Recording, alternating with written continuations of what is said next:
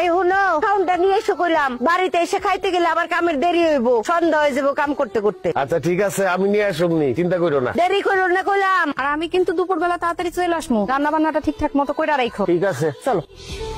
আব্বা এতক্ষণ ধরে চেষ্টা করতেছো, তারপর আগুন জ্বলতেছে না। লাকড়িটা কি ভেজা না? তুই যেই হারে চোখের পানি নাকের পানি ছাড়তেছোস তাতে লাকড়ি এমনি ভিজা যাইব। সমান অধিকার দিতে গিয়া এখন তো মনে হইতেছে চোখে দেখার অধিকারই হারায় ফেলামো বাপ্পলাই। তাই তো দেখতেছি।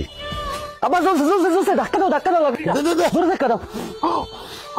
ও ভাবি, আপনি কে? কিস্তি আলি। ভাবি কই? আপনি আলিফের বউ না? হ, আমি আলিফের বউ। কিন্তু আপনার বউ কই? বাপের বাড়িতে গেছে। ভাই আহে নাই, আপনি এসেন কেন? আরে ভাই, প্রত্যেকদিন কি আপনার ভাইরই আসতে হইব? তার অন্য কোনো কাজ থাকতে পারে না? শরীর খারাপ হইতে পারে না? আগামী 15 দিন আমি কিস্তি তুলবো। ভাবি তো 3 সপ্তাহ কিস্তি বাকি, তাড়াতাড়ি টাকাটা দেন। 3 সপ্তাহের কিস্তি রেডি করে আছে, আসেন। কই টাকা তো ঘরে। নিয়ে আসেন। আরে বাড়িতে এসেন, নাস্তা করবেন, কথা বলবেন, আসেন তো ঘরে আহেন। মানে কি? কিস্তি 3টা জায়গায় 6টা দেবো, 3টা খাতা উঠবেন আর 3টা আপনার জন্য বোনাস। ও তো বাপের বাড়ি, বুঝেন না? হরামির বাচ্চা, তুই এসব কি কইতাছস? কিস্তি দেবো, আসেন না একটু ভিতরে। তোরে জুতোটা দিয়া পিডামু, তোর কিস্তি আলিফ এসে নিব।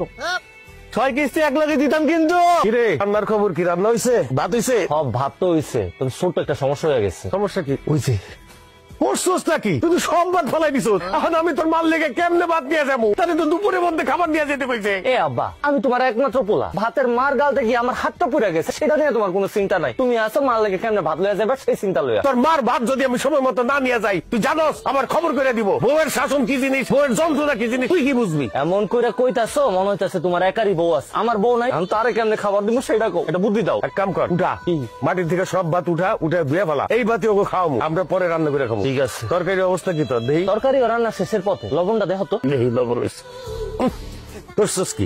লবণই তো দেশ নাই। কি কো, লবণ দিছি তো, খারাপ আবার দিতাছি। দে এবার দেখো তো। দেখি হয় নাই তো, আরো দে। এবার দেখো, ফুসকেন সব হারাইয়া ফেলাইছো। তুমি তো একই চামচের থেকে বারবার লবণ সাইকা দেখতেছো, লবণটা হইবটা কেমনে? এখান থেকে দেখো, পাতিল থেকে দেখো, দেখো ঠিক আছে। ইয়াল্লাহ, এত লবণ দেয় মানুষ? তুমি নিজেই তো আমার লবণ দিতে কইলা, তাহলে এখন কি করুম? পানি দে, পানি কি করলি তুই? তুই কি এই তরকারির মধ্যে গোসল করবি? এত পানি দেয় কেউ? কি কো আপা, তুমিই তো আমার পানি ঢালতে কইলা। তোর মার সামনে তো আমি মুখ দেখাইতে পারুম না, লজ্জায়। খালি মার কথা লয়ে আইছো, আমি আমার বউয়ের সামনে কেমনে মুখ দেখাম? মারে আমি বুঝাই রাখবো, তুমি চিন্তা করো না। কি আর করবি? এগুলাই দিয়া দে, এগুলা লয়ে যাই। আল্লাহ জানে আজকে কি কবলে আছে। এটাই লয়ে যাও, যা আছে কপালে। হে বলা বেগম, আসো খাইয়া দাও, আসো আসো। বিকাল বাজে 4টা, তুমি এত করে খাও না? একটু দেরি হয়ে গেল, কি করুম কও? খাও। কামাক গেছেন আমার? মোরে কামাক গায় নাই, একটু ঠিক মতো কাম করতে হইব। আমার কাম আমি বুঝুম। আর দুইয়া তুমি আমার সাথে খায় না? না কে খাইতে হইব? তুমি প্লেটে খাও আর আমি বাটিতে খাইতেছি। প্রথম রান্না করছি তো, এর লিগে একটু বড় সুস্বাদু হয়েছে, দারুণ খাবার হয়েছে। তুমি আমার স্বামী খাও।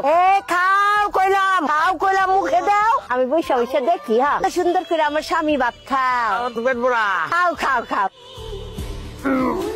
বাহ, তোমার তো অনেক বড় সড় আয়োজন কইরা পুরস্কার দেওয়া উচিত। আমি পুরস্কার পাবো কেন? সেরা রাঁধুনি পুরস্কার। তোমার হাতের রান্না এত চমৎকার হয়েছে, মনে হয়েছে ঢাকা সোনারগাঁর হোটেলের খাবার খাইছি। রান্নাটা খারাপ হয়েছে দেখে আমার এমনি করে খোসা না দিলেও পারতাম। মনে হইতাছে তুমি একেবারে কাজ কাম করে আজকে উদ্ধার করে ফেলাইছো। তুমি যে কিস্তি উড়াইতে গেছো, কয়জনের কিস্তি উড়াইছো? মাত্র 3 জনের কিস্তি লিয়ে বাড়িতে আইছো। প্রথম বুঝতে সবার একটু সময় লাগে। ওইটাই আমারও আজকে প্রথম দিনই আসিল, ওই কারণে রান্নাটা একটু খারাপ হয়েছে।